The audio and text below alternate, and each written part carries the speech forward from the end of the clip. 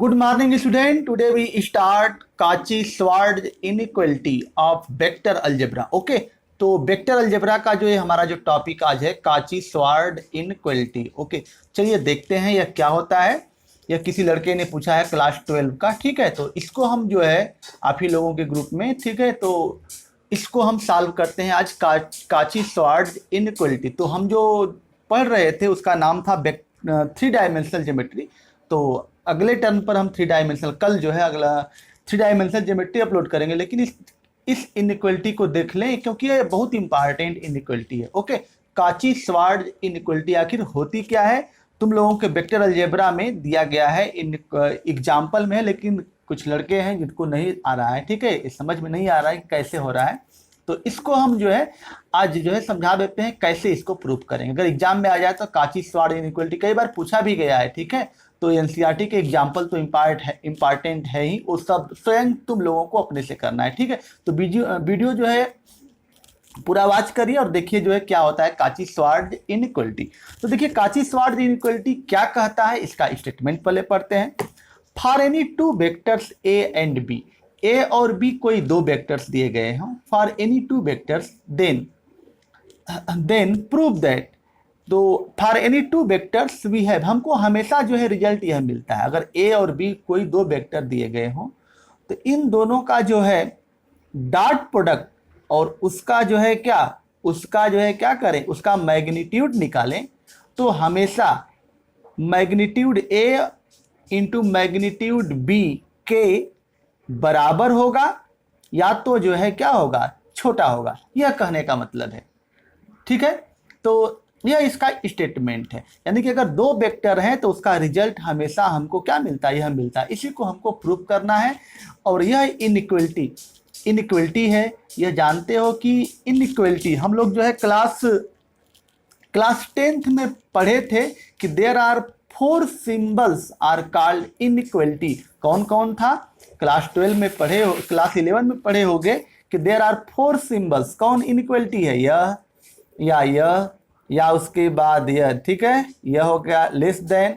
ठीक है, यह हो गया ग्रेटर देन, यह लेस देन और इक्वल टू, और एक यह. ठीक है, ये 4 जो सिंबल अगर अलजेब्रिक एक्सप्रेशन में अगर हो, ठीक है, अगर या कोई भी एक्सप्रेशन दिया गया 4 इनइक्वालिटी हो, 4 अगर सिंबल या दिए गए हो तो इसको हम लोग क्या बोलते हैं, इनइक्वालिटी बोलते हैं. तो वही यहाँ पर दिया गया है. ठीक है, तो चलिए देखिए इसको. तो यहां पर यह है, इसको हमको प्रूफ करना है. तो प्रूफ कैसे करोगे, देखिए चलिए प्रूफ करते हैं इसको. प्रूफ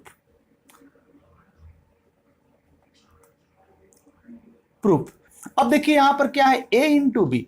तो हम लोग जानते हैं कि a into B, a dot B क्या होता है, ये बताया गया है, तुम लोग जानते हो. वी नो दैट ठीक है, a इंटू बी इक्वल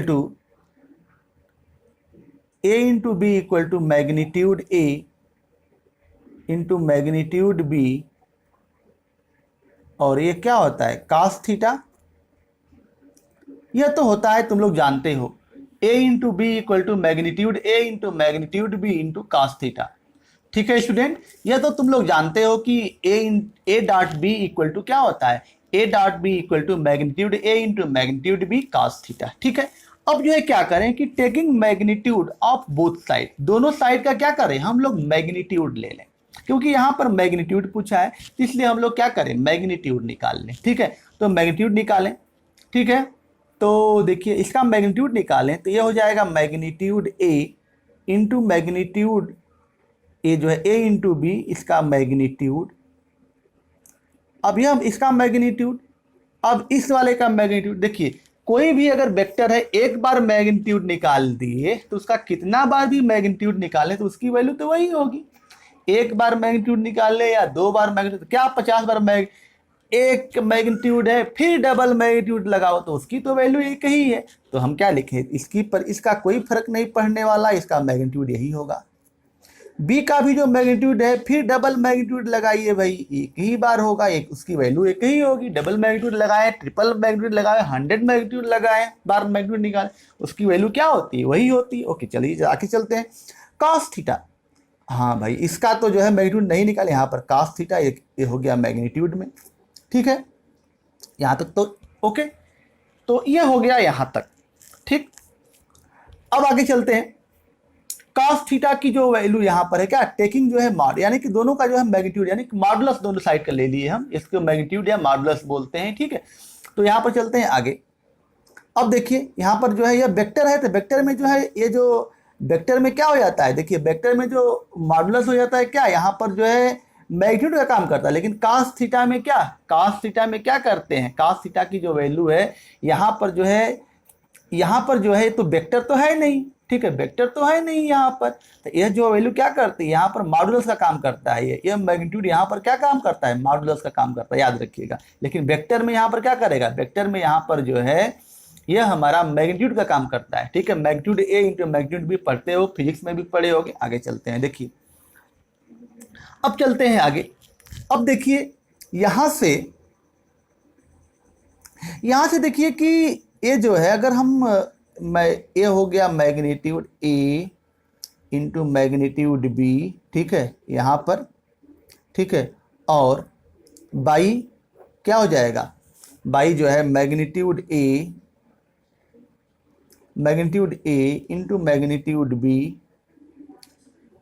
और ए, ठीक है, और बराबर क्या होगा cos थीटा का मैग्नीट्यूड, ठीक है,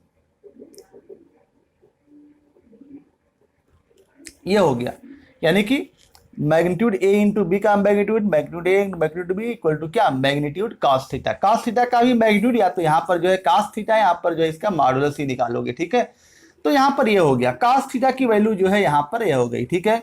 हमने क्या किया कि दोनों साइड का क्या कर लिए, मैग्नीट्यूड ले लिए, magnitude A into B, magnitude A magnitude B और magnitude cos theta. cos theta का मैग्नीट्यूड नहीं, यहाँ पर जो है cos थीटा के लिए क्या होगा, हम मॉडुलस निकालेंगे, ओके, ठीक है। क्योंकि जो है cos थीटा जो है वेक्टर नहीं है कि हम मैग्नीट्यूड निकालेंगे, ठीक है। यहाँ पर क्या है, यह जो है हमारा, यह हमारा क्या है, यह हमारा जो है नंबर है, और नंबर का मैग्नीट्यूड थोड़ी निकलता है, नंबर का हम क्या निकालते हैं, मॉडुलस निकालते हैं भाई। देखिए जैसे हम लोग कहें ऐसे, देखिए जैसे अगर वेक्टर लिखा हो यहाँ पर, देखिए जैसे आई लिखा हो तो इसका जो मैग्नीट्यूड क्या हो जाएगा, 1 हो जाएगा। लेकिन यहीं पर अगर ऐसा 2 पाई के अंदर अगर -2 लिखा हो, नंबर लिखा हो, तो इसका क्या हो जाता है, 2 वैल्यू हो जाती है। यानी कि यही जो है देखिए 2 काम करता है यहाँ पर वेक्टर के लिए, वेक्टर का मतलब मैग्नीट्यूड हो गया, और यहाँ पर यह रहेगा यहाँ पर, तो यही हो गया मॉडुलस, ठीक है। यहाँ तक तो कंसेप्ट समझ में आ गया होगा, ठीक है। आगे चलिए देखिए, अब हम लोग जानते हैं कि वी नो दैट, क्या जानते हो, देखो वी नो दैट,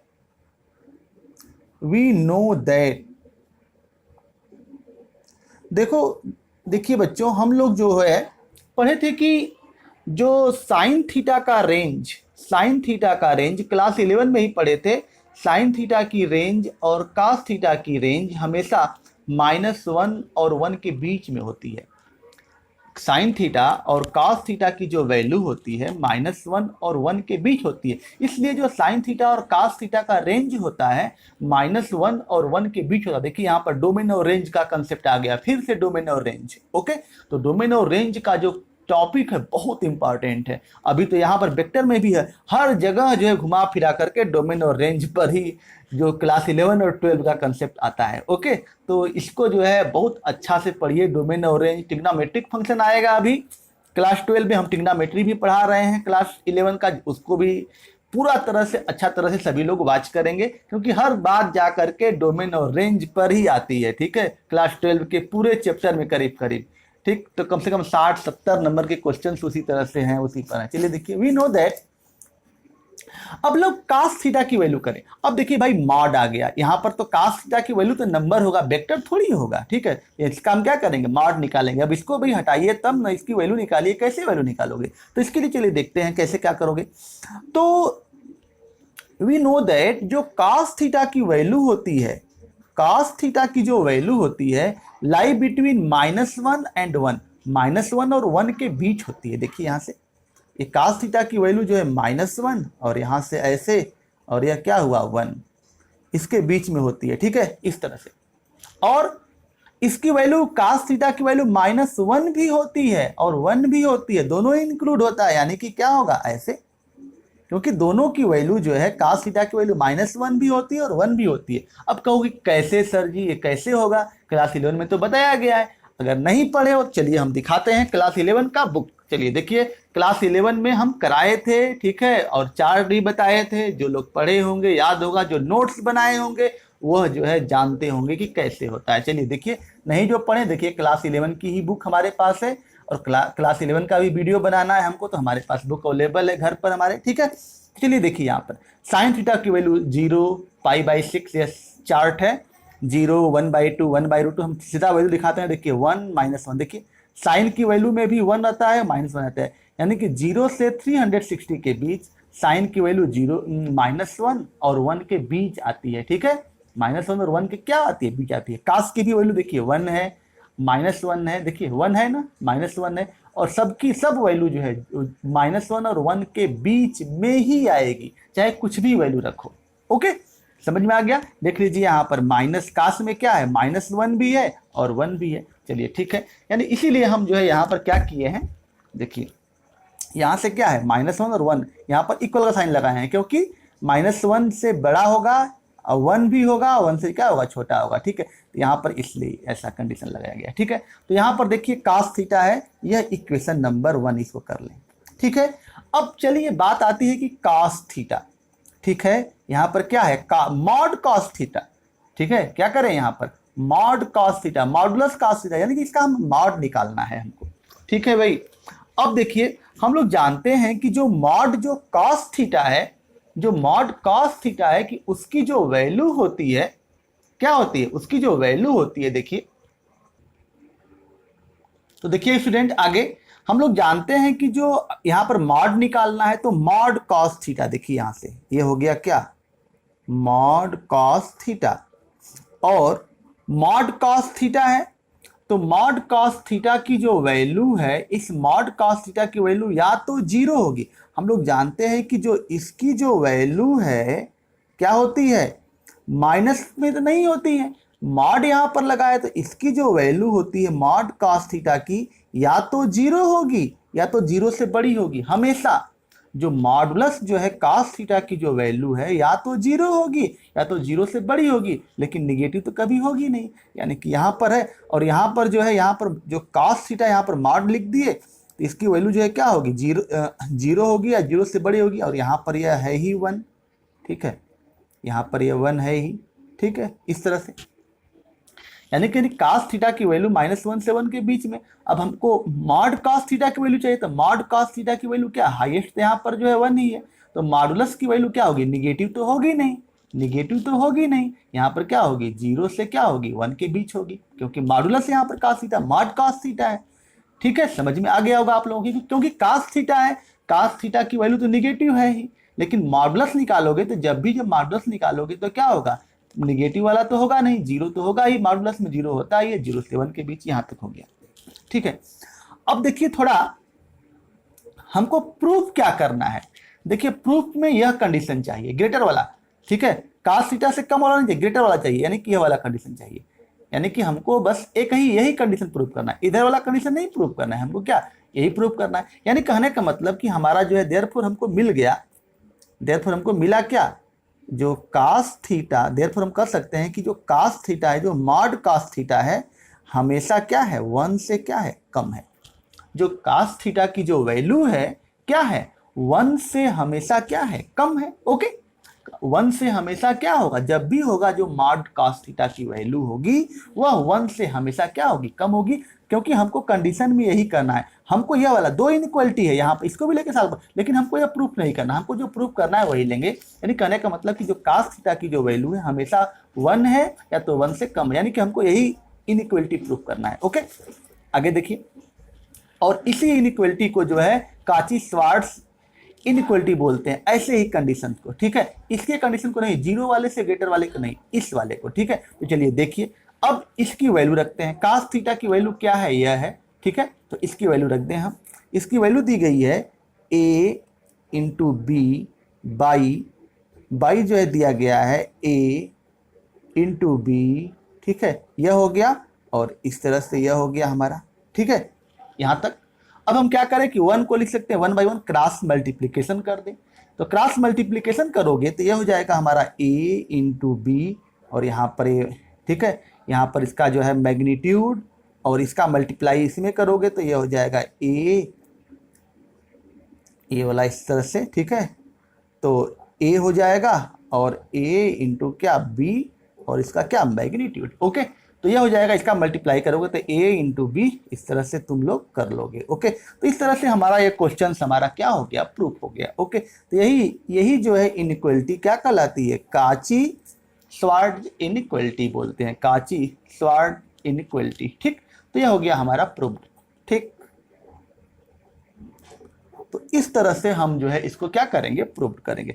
तो कोई प्रॉब्लम नहीं है यहाँ पर जो है -1 से, यानी हमको जो है दो इनइक्वलिटी इसको भी लेकर के सॉल्व कर सकते हो, लेकिन जो है हमको यह 0 वाला, लेकिन इसको सॉल्व करने से कोई फायदा नहीं है, क्योंकि हमको जो प्रूफ करना है उसी को हम लोग क्लास 11 में प्रूफ किए हैं।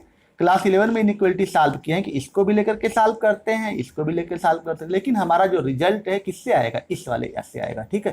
तो इसको लेकर के हमने ले लिया कि cos थीटा की वैल्यू 1 होगी या 1 से कम होगी। तो यहाँ पर डायरेक्ट तुम लोगों का क्या आ गया, आंसर आ गया। जो इसको सॉल्व करना चाहते हैं उसको भी सॉल्व कर सकते हैं, लेकिन उसको सॉल्व करने से हमको जो है इससे क्या स्मॉलर वाला आएगा, तो स्मॉलर वाले को जो है कुछ मिलेगा नहीं स्मॉलर वाला को, ठीक है। सॉल्व भी कर सकते हो, ठीक है। तो ठीक है स्टूडेंट, आज हम जो है वीडियो यहीं पर समाप्त करते हैं, ओके। कल हम लोग जो है अगला जो लेक्चर इसका देखेंगे, ठीक है, किसका, 3 डायमेंशनल ज्योमेट्री का, ओके। Thank you.